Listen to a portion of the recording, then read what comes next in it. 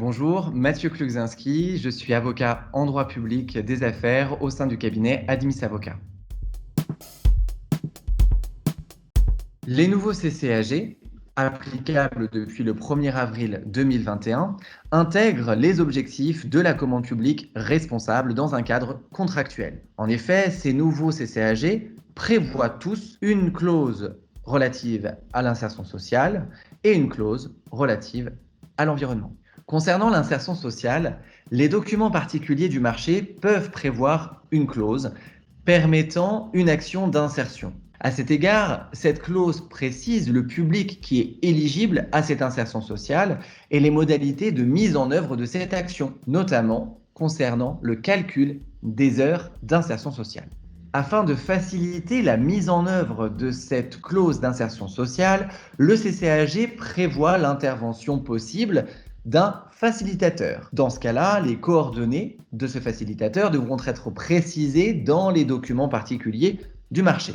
Le facilitateur aura notamment pour mission d'accompagner le titulaire dans la définition du besoin de recrutement. Il pourra également lui proposer les modalités les plus appropriées pour mettre en œuvre son action d'insertion, comme notamment l'embauche directe ou la mise à disposition de personnel. Afin de vérifier la bonne application de cette clause et d'être suffisamment incitatif auprès des entreprises pour que celles-ci mettent bien en œuvre cette clause d'insertion sociale, le CCAG prévoit que le non-respect de cette clause devra donner lieu à l'application d'une pénalité qui sera déterminée dans les documents particuliers du marché.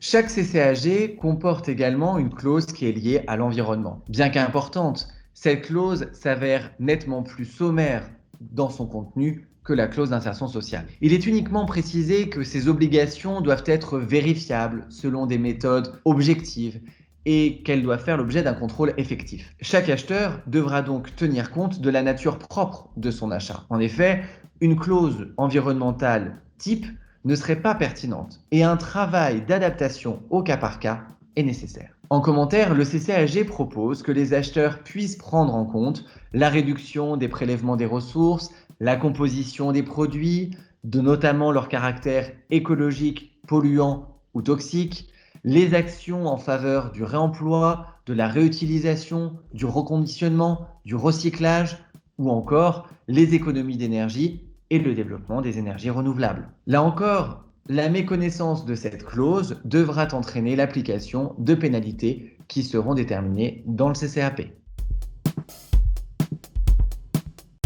Il faut noter une nette différence entre la clause d'insertion sociale et la clause relative à l'environnement, ces deux volets faisant partie du développement durable. En effet, la clause d'insertion sociale est envisagée de manière facultative. Le texte du CCAG dit « si les documents particuliers du marché prévoient une telle clause d'insertion sociale ». A l'inverse, la clause relative à l'environnement est envisagée de manière quasi obligatoire, en tout cas systématique. En effet, sur ce point, le texte du CCAG précise « les documents particuliers du marché précisent les obligations environnementales du titulaire dans l'exécution du marché ».